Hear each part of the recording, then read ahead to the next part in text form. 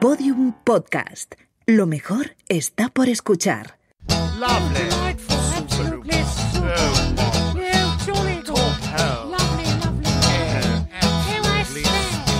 Lo que tú digas, con Alex Fidalgo. You'll find us in high places, but we are not your friends. We use you and abuse you all for our own twisted ends. You think that it's your country, it's ours, you silly twits. We're the notorious, happy and glorious, clench of professional Brits. Hola amigas, hola amigos, ¿qué tal? ¿Cómo estáis? Cuarta semana de cuarentena, si no me equivoco, yo creo que sí, que llevamos 4 semanas de confinamiento. Yo espero que lo estéis llevando bien. Cada día cuesta un poquito más, pero es que cada día estamos más cerca del final. Y esto es como los últimos metros de una carrera, ¿no? Que son los más duros, cuando ya estás viendo la meta, pero vienes cansadísimo de todos los kilómetros que llevas recorridos.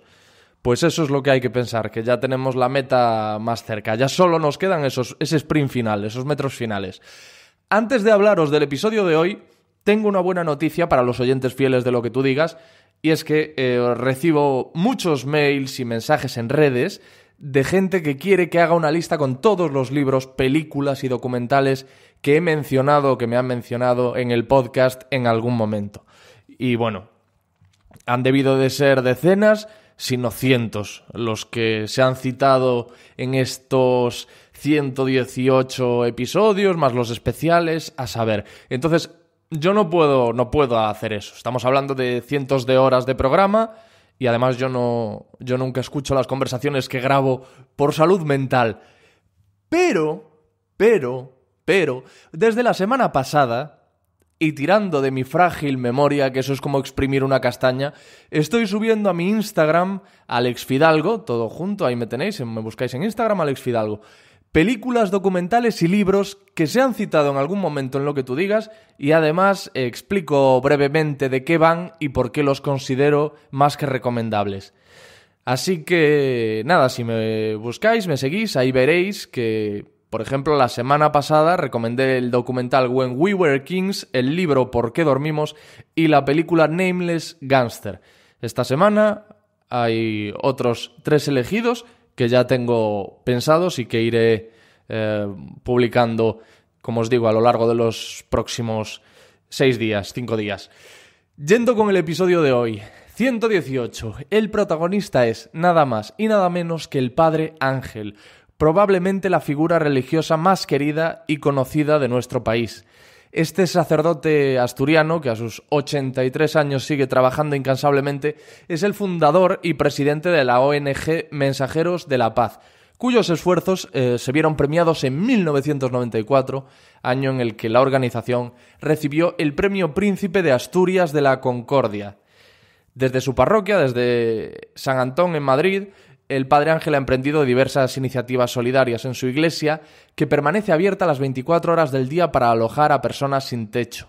Esto, evidentemente, ahora mismo no es posible. Ahora mismo no puede realizar este servicio porque, ya lo sabéis, no reúne las condiciones adecuadas para tener a X personas dentro. No se puede ahora producir este tipo de reuniones de gente. Pero, adaptándose a su tiempo, el padre ejerce su labor a través de Internet. Podéis encontrar vídeos de sus misas y sus oraciones. Además, en 2016 abrió el restaurante Robin Hood, que ofrece cena gratuita a personas desfavorecidas. Muchos se han preguntado en estos tiempos de pandemia, en estos tiempos de cuarentena, ¿qué es lo que está haciendo la Iglesia? Porque es un momento de necesidad. Entonces me he puesto en contacto con él para saber eso, para saber qué es lo que está haciendo la Iglesia durante la cuarentena, cuál es su visión de la situación, cómo se ve una pandemia a través del prisma de la religión y de las creencias, y qué papel desempeña Dios en todo esto.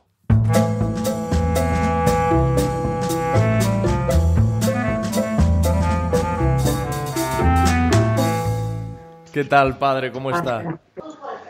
Bueno, muy preocupado, pero de rodillas y con los pies en la tierra sigo viviendo, ¿no? Pero muy preocupado todavía, aunque es verdad que, gracias a Dios, va mejorando un poco la situación, ¿no? ¿Cómo está viviendo el confinamiento usted? La cuarentena.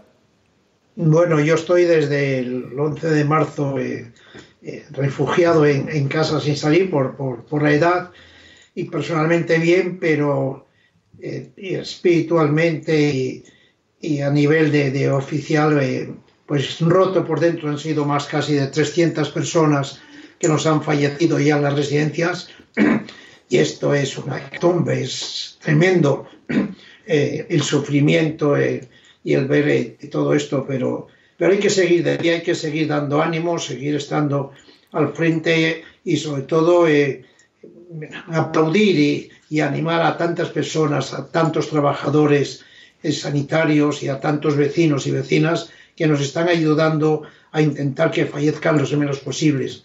Es curioso, estamos intentando salvar vidas, fíjese en qué nos hemos convertido, en salvar vidas, ¿no?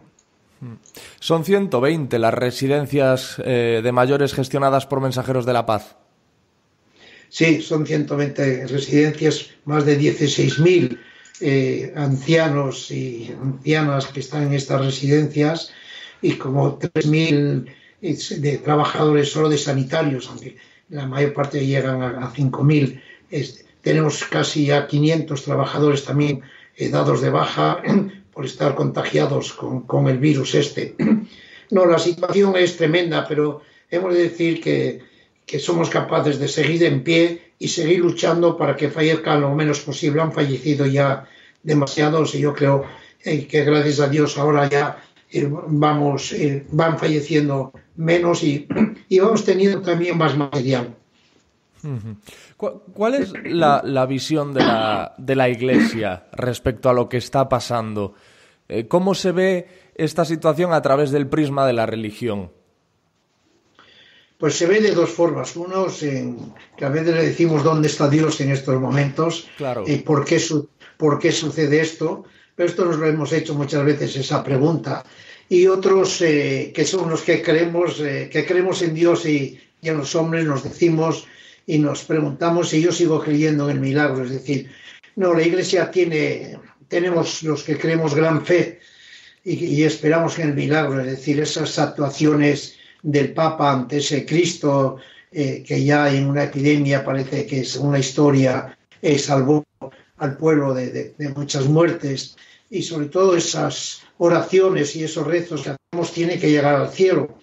Nosotros hemos querido unirnos a una campaña y algo que el mismo cardenal de Madrid y otros obispos hacen, que a las 12 de la mañana repiquen las campanas y llegue ese sonido hasta el cielo, clamando de verdad que queremos que esta plaga desaparezca, que se cure. Pero hay que creer en Dios y hay que creer en los hombres. Yo esto lo he aprendido del cardenal Tarancón, que había que también creer en los hombres. Y cuando uno dice creer en los hombres es creer en los sanitarios, ¿no? Creer en los gobernantes, creer en los vecinos. Con eso vamos a salir adelante. Estoy seguro que estamos saliendo adelante, ¿no? Pero, digo, desde la perspectiva del creyente uno puede decir, ¿por qué Dios permite que esto ocurra? ¿Por qué Dios nos pone a prueba con una desgracia de este calibre? Bueno, el mismo Jesucristo en el huerto de Getsemaní dijo, Señor mío, ¿no? Quita este cáliz de mí, ¿por qué me voy a hacer esto, no? O sea, no es una pregunta que nos hacemos, claro que nos hacemos. Pero fíjese, creo que no hay respuesta. En una ocasión al Papa Francisco en Filipinas, una niña le preguntó por qué los niños sufren y por qué los niños mueren, ¿no? Y el Papa Francisco le dijo, no hay respuesta. La respuesta es con esas lágrimas con que ella está. No hay respuesta a eso. Es decir, pero lo que sí hay respuesta es que no es un castigo de Dios, ni es que Dios ha sido el culpable de todo esto, ¿no? Es decir, ha sido, pues somos los humanos, ha sido la naturaleza. El otro día leí algo de los astrólogos que ya lo iban diciendo, que cada 35 años va sucediendo alguna cosa de esta, que cuando Neptuno y no sé qué otro planeta se juntan o se enfadan, pasa algo en la sociedad. Hay que creer a veces en la astrología también, no es pecado creer en la astrología, ¿no? Casa la religión con la astrología? ¿Uno puede creer en la astrología, puede creer en la religión?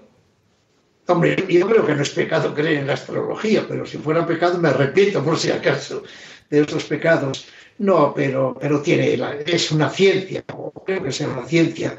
No entiendo mucho de eso. Lo que sí me animó y lo he querido compartir, y hoy te lo comparto con los que nos escuchan, ha sido que el astrólogo que decía que después de esta epidemia vienen años de bonanza. Dije, bueno, pues algo bueno va a pasar, ¿no? De que después de esto suelen venir años de bonanza. Y es verdad, después de todas las catástrofes que ha habido, siempre han venido los años de bonanza. O sea que volveremos a tener otros 35 años.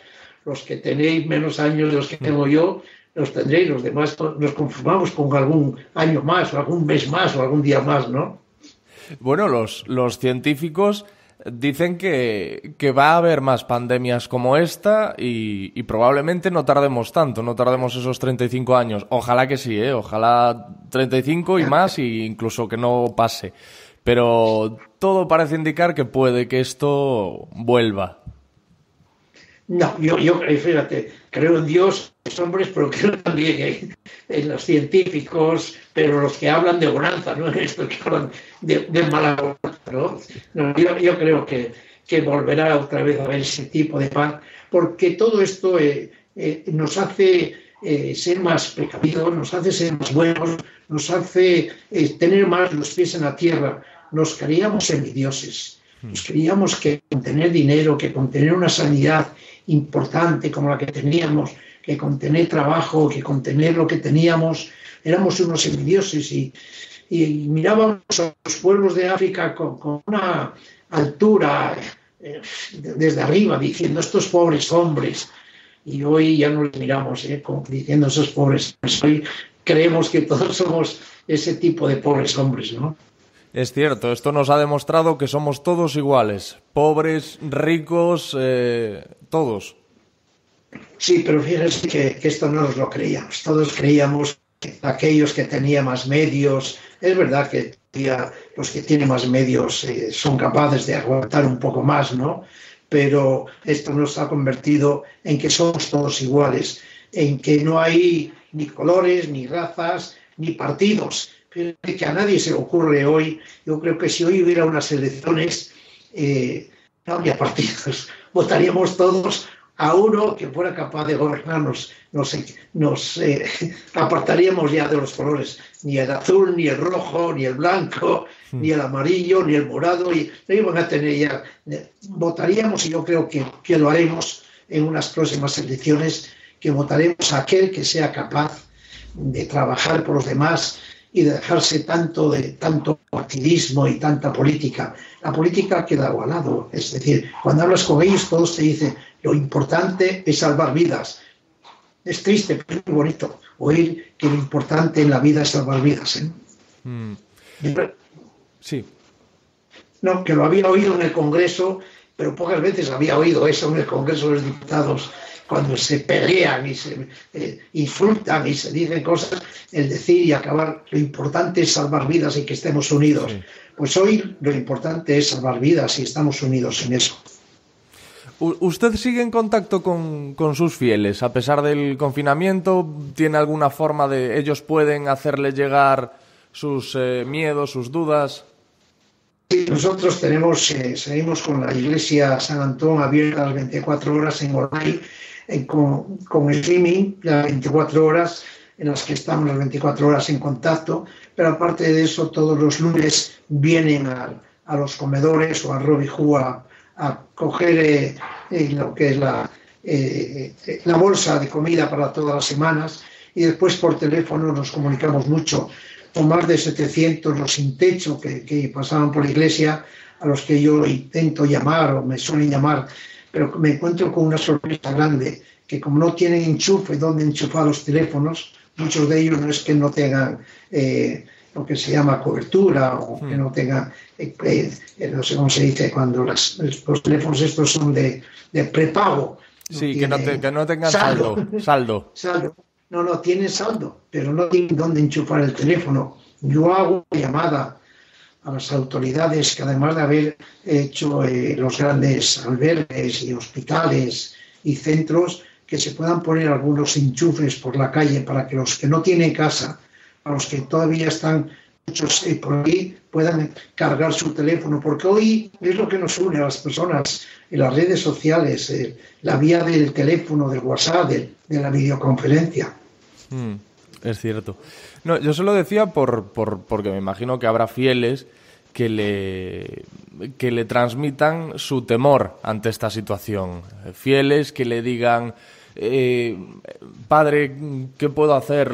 Tengo mucho miedo, no soy capaz de gestionar el miedo, la incertidumbre. ¿Qué les dice?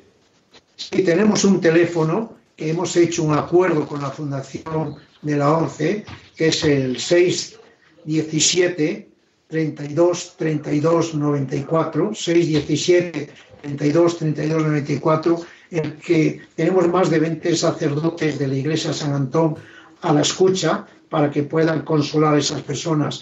Y después lo que hacemos muchas personas que se les han muerto, les ha fallecido alguno de sus familiares y nos piden una oración, un reposo.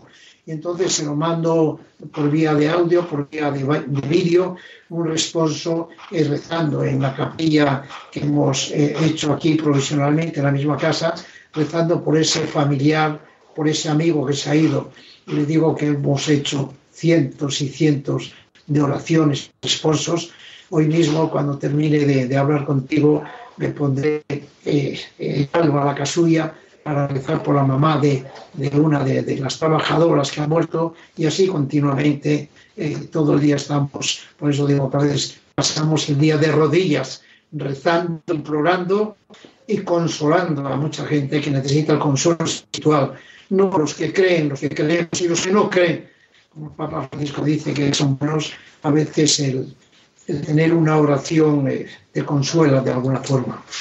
Esos fieles que le preguntan a usted, ¿qué les dice para que gestionen el miedo? ¿Qué le dicen los sacerdotes que contestan a ese teléfono? ¿Cómo los ayudan? Bueno, la ayuda es sobrenaturalizando y diciendo que existe un más allá, que existe un cielo, que las personas que han sido buenas, sin duda alguna, tendrán un premio, hayan creído o no hayan creído, y sobre todo que lo importante en la vida ha sido lo que han querido y lo que han podido ser queridos las personas. Por eso cuando se te va una madre, un familiar, un amigo, se te va algo tuyo, pero si sabes que le has querido, que te ha querido, pensar más en lo que hemos gozado con ellos que en lo que perdemos estando con ellos, ¿no? Yo te decía que recibía cientos y cientos de WhatsApps y de peticiones pidiendo que hagas un responso o un rezo por esas personas, familiares o amigos que se han ido. ¿Y qué papel podemos esperar de Dios aquí, ahora en la solución de esto? ¿Cuál es la intervención divina posible? Yo creo que la intervención divina posible es que Dios les dé acierto a los científicos para poder encontrar pues la vacuna, encontrar el remedio a esta epidemia. Es decir, mire, epidemias no tan grandes o tan graves como estas, pero siempre hubo ese tipo de personas que se morían por falta de una vacuna para el tifus, para la viruela, incluso para el sarampión. Y hemos llegado a conseguir que científicos hubieran conseguido eso. Todo lo que hay que pedir a Dios es que les oriente, les acierte en lo que están haciendo, sin duda alguna. Es decir, y yo creo que eso se hace. Es decir, vivimos en una sociedad en la que, como decía, nos creíamos semidioses, que creíamos que incluso podíamos llegar a crear la vida, y se ha demostrado que a veces no podemos ni salvar algunas vidas por causa de un bicho, si es que es un bicho lo del virus este, ¿no? Uh-huh. Y me decía que la iglesia de San Antón sigue abierta a las 24 horas. ¿Allí sigue pasando la noche la gente? Lo digo porque ahora mismo, en estos momentos, es un riesgo la posibilidad de aglomerar personas, de reunir personas en un espacio pequeño. No hay personas durmiendo ni entrando. Está abierta en online, y desde allí sí repartimos lo que es los alimentos o mascarillas. de eso, pero el consejo ha sido de que debíamos cerrar eso. Solamente los lunes se abre tanto para dar en los comedores o dar en el Robin Hood. Hoy es un día de esos en los que tenemos cientos de personas que vienen a buscar la bolsa para toda la semana poder mantenerse en sus propias casas o donde están cobijados algunos de ellos, que algunos todavía siguen pues en algunas de esas viviendas sin luz y sin agua. El Robin Hood que mencionas, el comedor social. Es el comedor social que también está cerrado, pero que los lunes abrimos para poder dar este tipo de comidas y hoy se daba una comida caliente allí con todas las precauciones y las normas que nos dicen de distanciamiento y de tener todas las normas que las autoridades nos imponen y nos dicen, ¿no? ¿Y qué notan? ¿Mayor afluencia, menor o la misma a los comedores o los servicios que siguen prestando en la iglesia? No, mayor cada vez. Hoy hubo muchísimas más personas, no solamente en Madrid. Tenemos otra iglesia abierta las 24 horas en Barcelona y me mandaban hoy fotografías y WhatsApp de que aquello se complicaba porque se habían cerrado muchos otros comedores y entonces venían a esta iglesia hospital de campaña de Barcelona que tenemos pues cientos de personas también allí a pedir ayuda, ¿no? No, lo que hay, lo que se nos avecina es grande, pero también lo que se avecina es que hay mucha solidaridad, que hay muchas empresas, que hay muchas personas que intentan ayudar y que ofrecen todo lo que tienen, desde una habitación hasta algunos a veces si tiene 2 pares de zapatos, ofrecer un par de zapatos, ¿no? Tienen una iglesia en Roma también, ¿verdad? De 24 horas, como la de San Antonio. ¿Y allí qué es lo que está? Porque, bueno, están iba a decir en peor situación, pero más o menos en la misma que nosotros. Sí, están exactamente igual. Allí lo que tenemos es, pues, en la misma iglesia, en el mismo comedor, pues se nos han quedado 30 o 40 de las personas sin techo, sin calle, y que son los que estamos manteniendo e intentando a los que llegan allí, pues darles también, sobre todo material sanitario, que es lo más importante para evitar contagios y para evitar muertes, ¿no?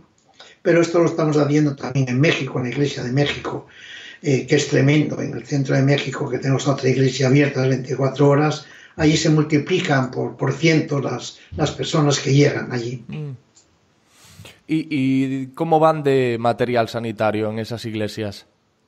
Pues muy mal, tenemos muy poco material y seguimos pidiendo y exigiendo que nos llegue material porque es verdad que se han olvidado a veces de estos lugares que son, como son las residencias de ancianos, los focos más importantes que hay de fallecimientos y tenemos que poner todo el esfuerzo y todo el valor en este tipo de residencias que se han convertido en hospitales y que no eran hospitales y que no están preparadas para ser hospitales, ¿no? Claro, porque allí quienes están cuidando de las personas afectadas no son profesionales sanitarios. No, es decir, una residencia era para cuidar a los ancianos, pero no eran de médicos de eso, aunque en todas hay pues toda la atención sanitaria, pero la atención sanitaria normal que puede tener una persona mayor, pero no la atención sanitaria que se exige en los hospitales, como llegan a ser los respiradores o las UBIs o las UCIs de todo esto, ¿no?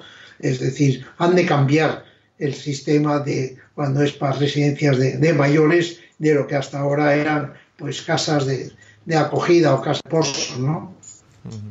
Una lucha que está emprendiendo usted con especial intensidad es la que le enfrenta al edadismo, ¿no? Está usted hablando mucho contra el edadismo, porque parece que ahora la gente mayor está en segundo plano, ¿no? O hay menor preocupación por ella.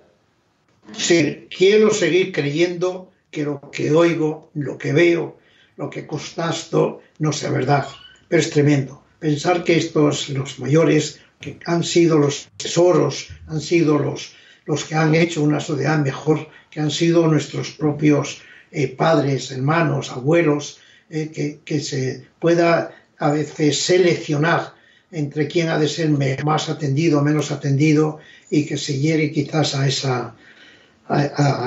ese consentimiento, que a los mayores mejor quizás que no tomen lugares que debían tomar los más jóvenes. No, uno no lo entiende ni lo cree, ni sigo creyendo que esto sea verdad. Es decir, yo creo que esto es un sueño, pero cuando pase esto lo veremos.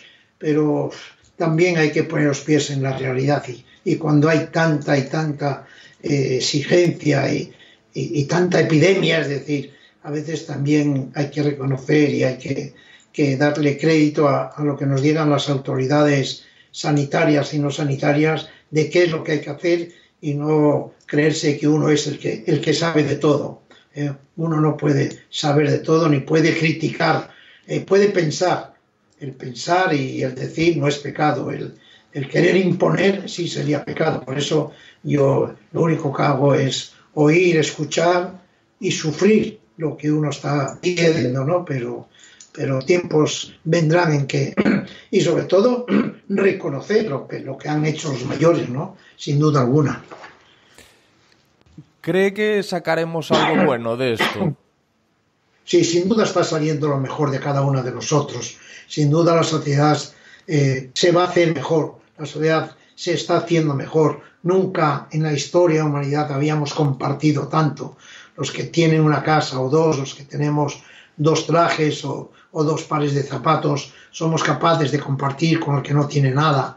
Los que tienen mascarillas son capaces de jalar mascarillas a otros, como son las personas mayores, para que otros se sanen antes que ellos. Esto es solidaridad, y lo hacemos todos, los que creen y los que no creen, los de un color y los de un partido y otro partido. Aquí sí que hay unidad en intentar salvar vidas, y esto en esto que nos viene, que nos va a venir dentro de muy poco, cuando podamos estar todos en la calle, lo vamos a observar, y vamos a observar cómo somos capaces de cuidarnos y de cuidar a los que están con nosotros, para que no se enfermen, para que no se contagien, para que no fallezcan, para salvar vidas. Mire, la palabra de salvar vidas, por una parte es preciosa, pero a uno le hace repelín. Creer que hoy lo único que estamos intentando es salvar vidas. Eso que yo he hecho tantas veces, de ir a las guerras, a los tsunamis, a los terremotos, a salvar las pocas vidas que se podían salvar, que hoy en nuestro propio pueblo, en nuestras propias residencias, nuestra preocupación no sea el bienestar, no sea la ropa, no sea la comida, nuestra preocupación sea salvar vidas. Ojalá seamos capaces de salvar vidas, y que mientras usted y yo hemos estado hablando, alguna vida hayamos podido salvar, dándole ánimo y haciendo que los responsables, los políticos, busquen material donde sea, bajo tierra o en la luna o en China, pero que busquen material, porque necesitamos material sanitario. ¿Sus residencias de Madrid están también necesitadas de material sanitario? Sí, sobre todo necesitamos los test de prueba. No es posible que sigamos sin tener test de prueba para las residencias. Es decir, uno se enfada y nos debemos enfadar, y debemos levantar la voz, y debemos pedirlo de rodillas, de pie, con las manos cruzadas, diciéndoles que traigan de verdad este material, que no es posible que no sea. Mire, yo hablaba hace poco con un ayuntamiento, en concreto con un ayuntamiento de Madrid, el de Morata, y yo le pedía, y al alcalde lo hacía, si es necesario, vengan ustedes el ayuntamiento para comprar mascarillas y para comprar sistemas de poder ver quién están contagiados, y me decía, pues claro que lo haremos. Si esto ya no lo hacen solo los curas, lo deben hacer los alcaldes. Debemos vender, cómo no, las iglesias, las casas, los ayuntamientos, si es necesario, para salvar vidas. Que estamos... Yo conozco muchas familias, una de ellas está muy cerca de mí, a menos de 200 pasos donde le estoy hablando, que es de Honduras, que has vendido todo lo que tenía en Honduras, su coche, su finca, las casas que tenía, para venir a España para salvar la vida de uno de sus hijos que tiene leucemia y que quería que se curase aquí en España. Y lo ha vendido todo para salvar la vida de su hijo.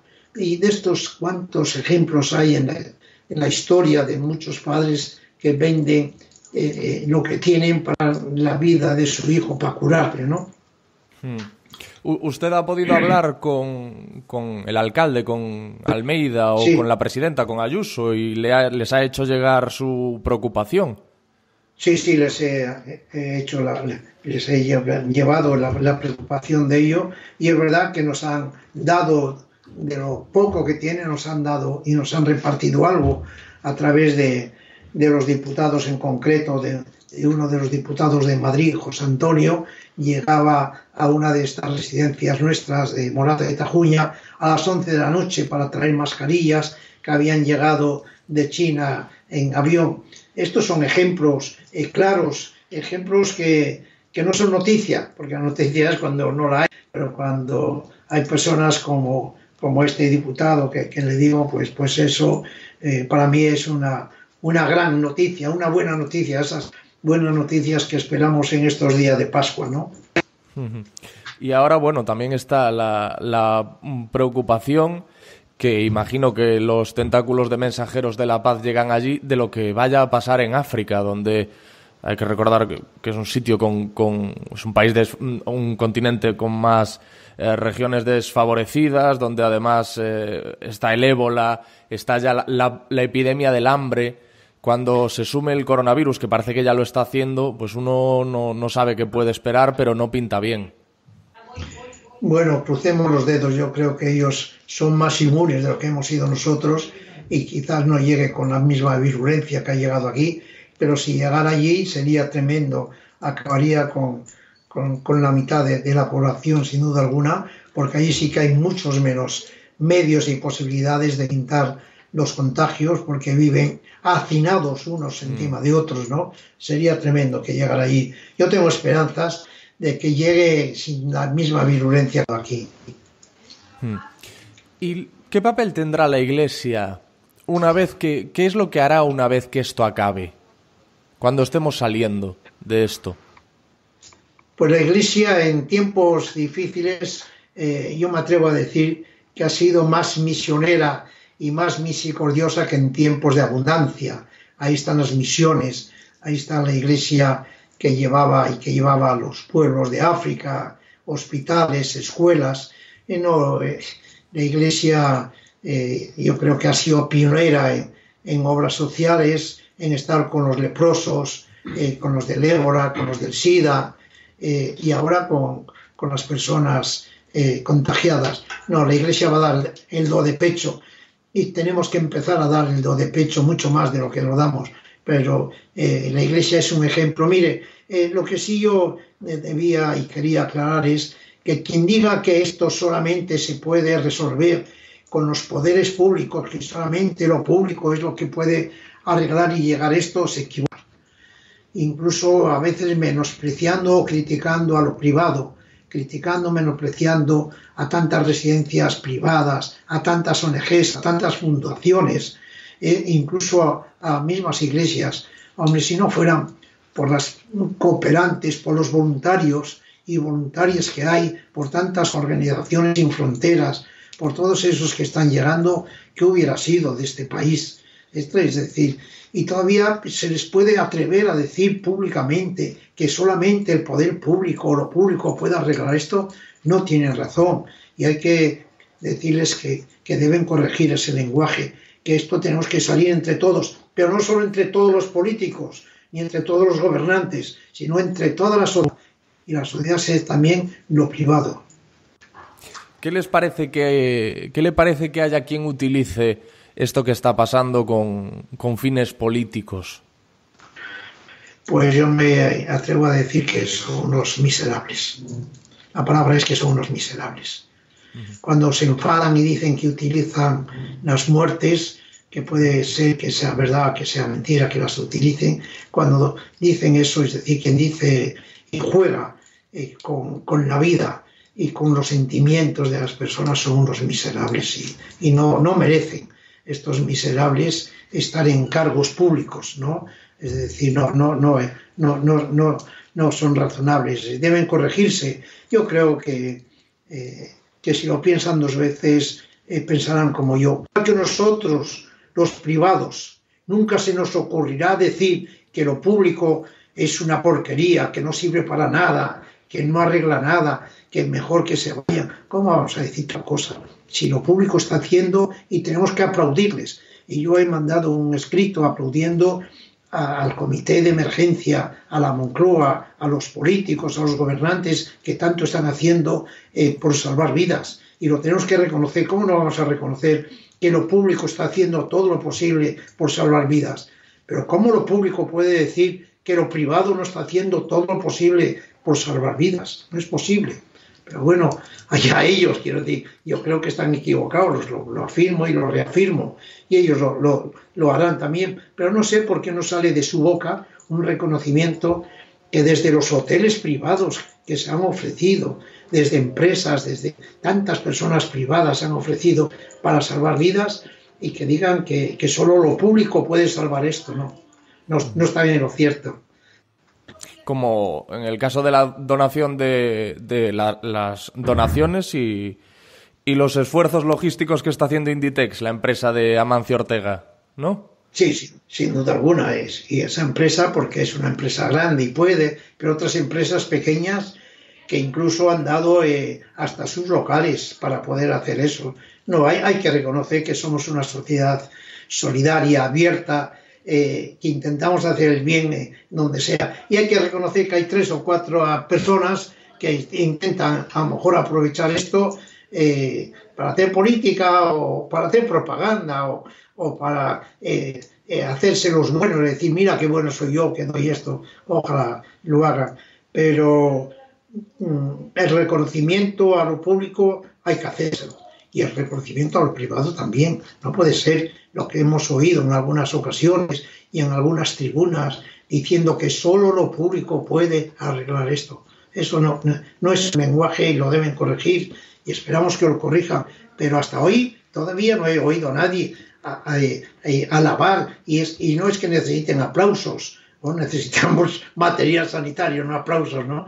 Pero no he oído decir gracias a las iglesias, no solo a la católica, sino a otras muchas iglesias no católicas que están haciendo un bien imparable por los demás. Y gracias a tantos voluntarios y voluntarias, a tantas ONGs, a tantas fundaciones, a tantas empresas privadas que dicen, usted no me pague el alquiler este mes, usted si necesita algo me lo pide y ya me lo pagará cuando pueda. Esto es nuestra sociedad y esta es la sociedad de a pie, no la sociedad que pisa moquetas.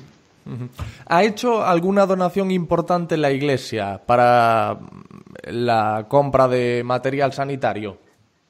Sí, la conferencia episcopal he oído hoy que había hecho como 6 millones de euros que había dado a Cáritas para comprar material sanitario, y también he oído que algunos conventos o algunos seminarios se han ofrecido, destinado para estas cosas, y el mismo Papa Francisco pues ha abierto allá a través del limosnero lugares para que puedan las personas comer y eso. Sí, no, la Iglesia es pionera, es decir, mira, la Iglesia se puede criticar por otras cosas, pero no se puede criticar porque no sea misericordiosa.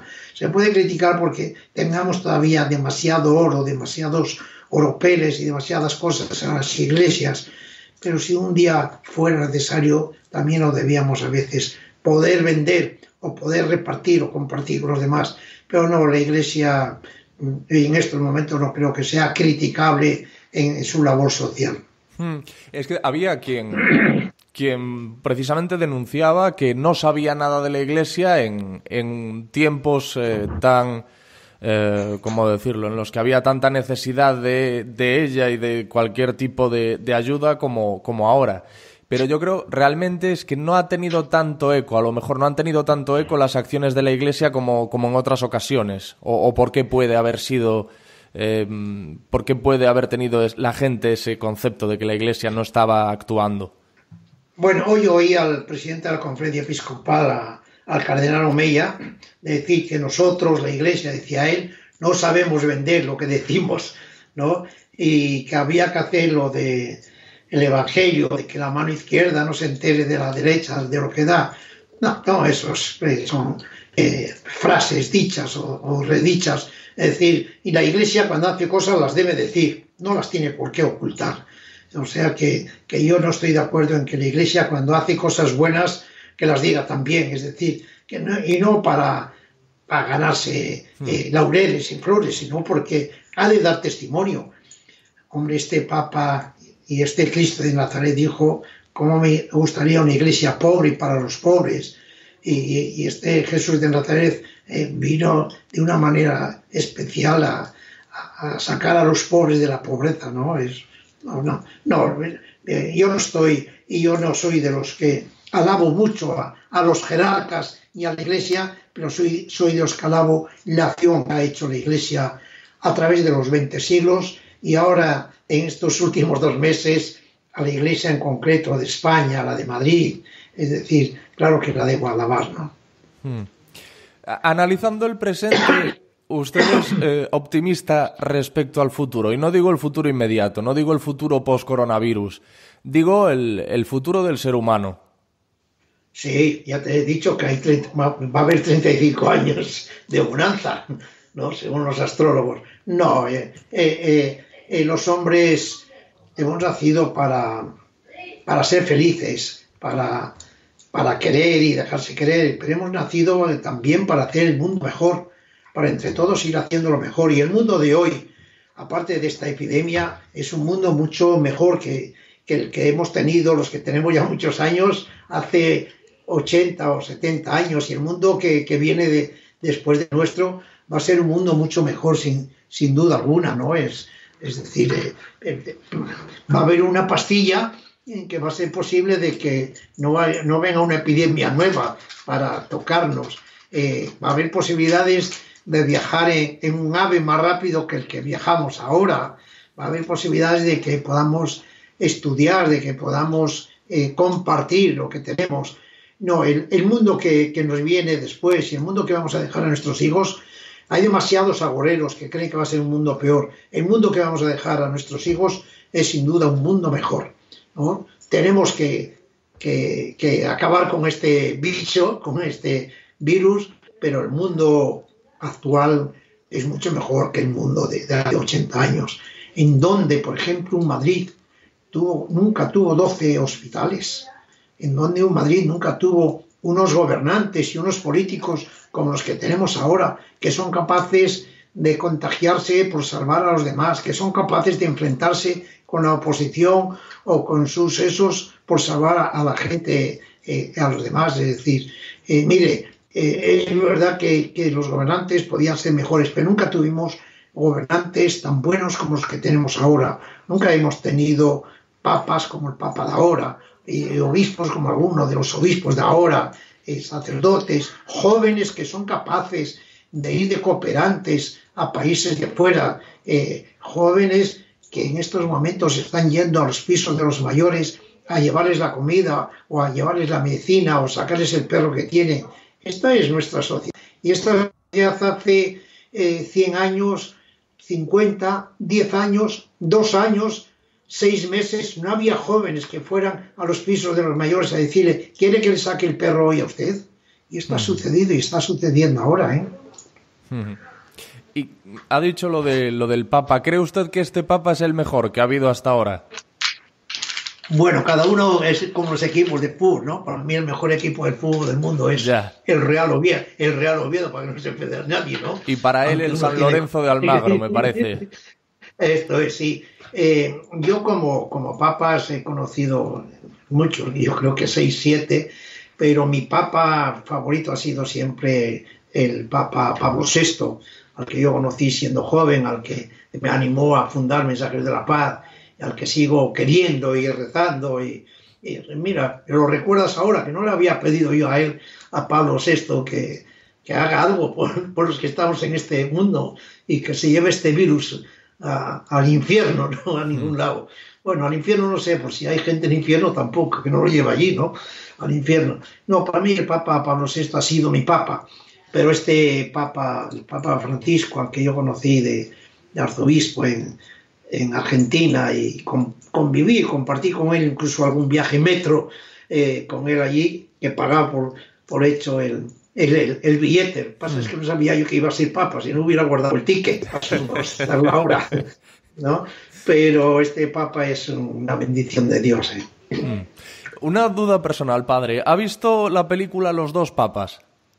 Sí, la he visto y debo ser el único que no está de acuerdo con esa película, porque no es cierta esa película. Es una película en la que se intenta poner la figura de los dos papas, pero no es verdad que el Papa Francisco y el Papa Benedicto XVI fueran tan amigos y tan guapos y hablasen tanto. No hablaron y eran tan amigos, ¿no?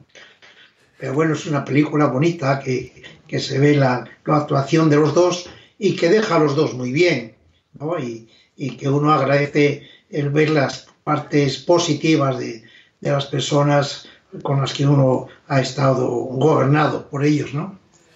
Pero ve la interpretación, las figuras, los personajes de ambos papas bien reflejados en esa película. Los reconoce su forma de pensar, su forma de hablar en cada uno de ellos. Bueno, reconozco más en el Papa Francisco que en el Papa Benedicto XVI, ¿no? Pero bueno, esto es como los equipos de fútbol, ¿no? Pues usted como si me preguntas los conoció a los quién dos, quieres ¿no? más. Sí, pero si me preguntas a quién quieres más, a papá o mamá, para quedar bien digo a los dos. Sí. Pero si digo la verdad, yo quería más a mi padre que a mi madre. ¿Por qué? Porque me consentía más. Es decir, cada uno... Y los padres siempre tienen un hijo. Me preguntas a quién quiero más, al Papa Francisco. No hay duda, no me escondo, ¿no? Y volviendo un momento a esto que decía de dejarle un mundo mejor a nuestros hijos, el gran debate, que ahora está completamente solapado y con todo el sentido del mundo, es el del cambio climático también, ¿no? Lo del el daño que le estamos haciendo al planeta y el planeta que vendrá. Y ¿Qué opina el catolicismo sobre eso? Bueno, la Iglesia ha sido pionera en el cambio climático. Ahí está la encíclica del Papa Francisco. Pero fíjese, yo no estoy muy de acuerdo en todas esas leyendas y esas ciertas afirmaciones de que estamos acabando con el planeta. Estoy de acuerdo que hay que cuidarlo, pero estoy de acuerdo que lo estamos cuidando mucho, que hay muchas personas que lo cuidamos mucho más ahora cuando somos mayores, cuando nos han concienciado de que cuando éramos niños y yo tiraba los papeles y la gente fumaba en cualquier sitio y había porquería en las calles. Hoy es muy difícil encontrar las calles sucias, es muy difícil que la gente vaya ya a los montes a hacer una paella, cada vez se hace menos, a quemar montes, cada vez vemos que eso es un crimen el hacer eso, y antes no lo veíamos tan crimen. No, estamos concienciados de que la naturaleza que hay que cuidarla, y la cuidamos mucho más. Cuando se han plantado tantos árboles, o tienen tantas intenciones, muchos de ellos, de plantar y de florestar, es decir, las regiones y los campos, pues en estos últimos años han sido cientos y cientos y miles de árboles que se plantan y se crean, ¿no? No, hay que ver la parte positiva, es decir, no hay que negar lo que algunos desgraciados inhumanos hacen con la naturaleza, ¿no? Pero hay que ver la otra parte positiva, que es mucho mejor la que hacen los negativos, ¿no? ¿Y cómo ve esto? Que hace unos días veía que la policía tenía que intervenir porque se estaba celebrando una misa, no sé si era en Andalucía, una misa clandestina, porque claro, ahora no se puede hacer eso. ¿Usted lo ha visto eso en las noticias? ¿Algo? Sí, lo he visto, es decir, y creo que a veces nos equivocamos en hacer eso, pero con buenas intenciones. Quien ha hecho eso creía que lo podía hacer, y debemos hacer caso a las normas, es decir, pero bueno, se arrepiente y ya está, es decir, cuántas cosas he hecho yo mal que me tengo que arrepentir también de ellas, ¿no? No se debe hacer, es decir, hay que seguir cumpliendo las normas y hay maneras de hacerlo en privado, en casa, a través del móvil, ¿no? Y ya para terminar, padre, ¿cómo lo está llevando usted como persona todo esto del confinamiento? ¿Cómo está de ánimo? ¿Cómo está de fuerzas? ¿Lo está llevando con resignación y paciencia o ya se le empiezan a caer un poco las paredes encima? No, yo lo estoy llevando bien.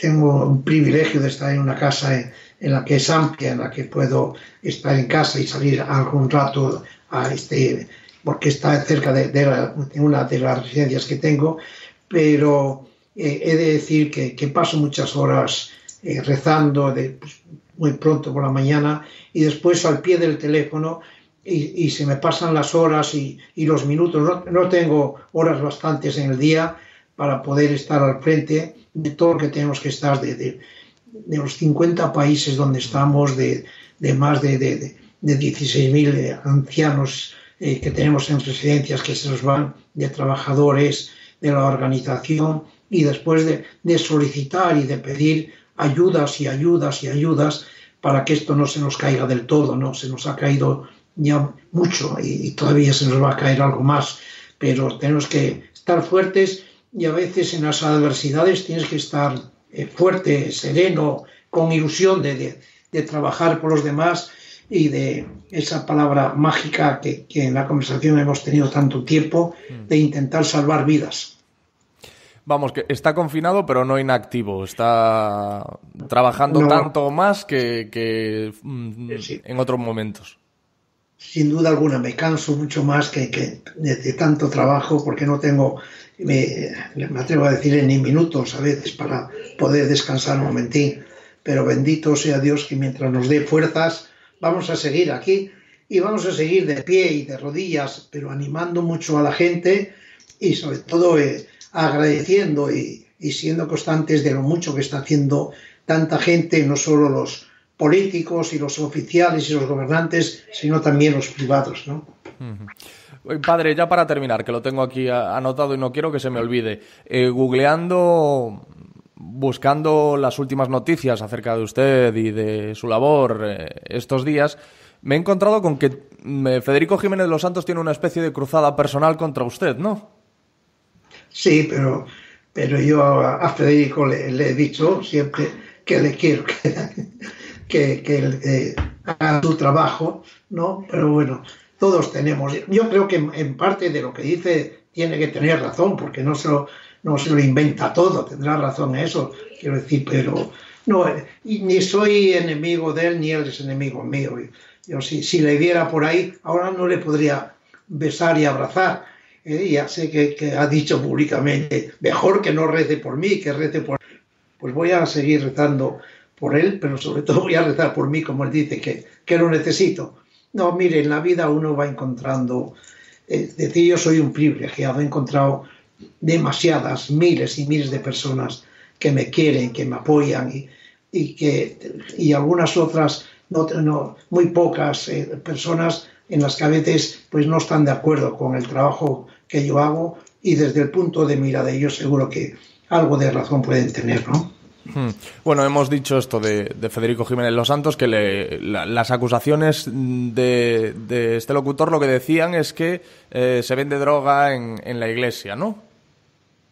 Sí, que eso es mentira y falso, y debía rectificar, es decir, primero es impensable que eso fuera cierto, ¿no? Si fuera cierto, eso es, pero bueno, si lo dice, pues sí, y lo prueba, pues lo pueda aprobar, que dice que, pero eso de que aquello es una, no sé cómo decía, narcoiglesia, cosas de esas, ¿no? Claro. Donde vendemos droga y todo eso, pues no es verdad. Que hay alguno de los que van allí que a lo mejor trafican con droga o lo hacen, pues ahora no lo sé. Es que eso usted, claro, no lo puede saber, es una iglesia abierta al público y puede pasar, ¿no? Nada, digo que todas las acusaciones que sean de esas. ¿Sabes a quién le ha pasado eso? A Jesús de Nazaret. Le acusaban de que andaba con los pecadores y con las pecadoras, ¿no? Y por eso le mataron. Pero a mí no me van a matar, de momento, creo, ¿no? Pero ya, si a Jesús le acusaban de eso, es decir, casi no quiero que me acusen de nada, ¿no? Pero hombre, preferiría que me acusaran de andar con los pecadores y las malas personas que con las buenas personas, pero no quiero que me acusen ni de uno ni de otro. Yo intento estar con unos y con otros, ¿no? Así que, y menos en estos días tan turbulentos, no son días para tener enemistades, sino son para bendecir. Yo he nacido para bendecir, no para maldecir. Algunos, incluso aunque no son curas, y algunos que lo son, o algún obispo, o algunos locutores, o alguno de eso, yo creo que se creen que han nacido para maldecir. Pues no, que hemos nacido, todos tú y yo hemos nacido para bendecir, ¿no?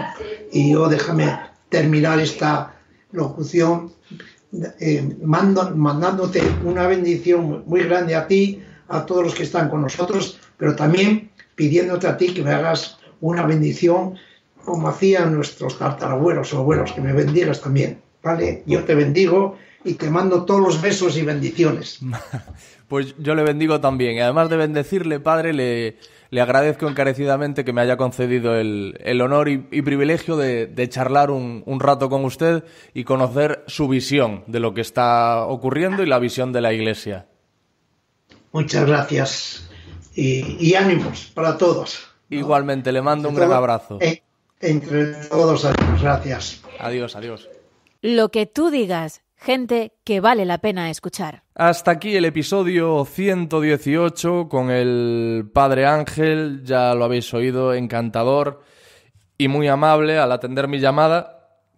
A mí solo me queda, como siempre, recordaros mis redes sociales. Estoy en Facebook, Instagram y Twitter como Alex Fidalgo, escrito de diferentes formas, pero Alex Fidalgo en todas estas redes. El podcast tiene su propia cuenta de Twitter, @LQTDRadio.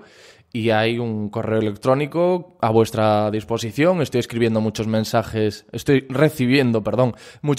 estos días, lo cual me congratula y procuro responderlos a todos y además en tiempo récord. alex@loquetudigas.es y que hay un libro también publicado en noviembre del año pasado. Vamos, un libro que todavía está gateando, que se llama Lo que tú digas, que edité con Kailas y que recoge 11 de las conversaciones más recordadas del podcast y está salpimentado con mis vivencias, con lo que viví en el antes y en el después de cada una de esas conversaciones. Así que es otra recomendación más que os hago. Nada más, amigos. Gracias y adiós.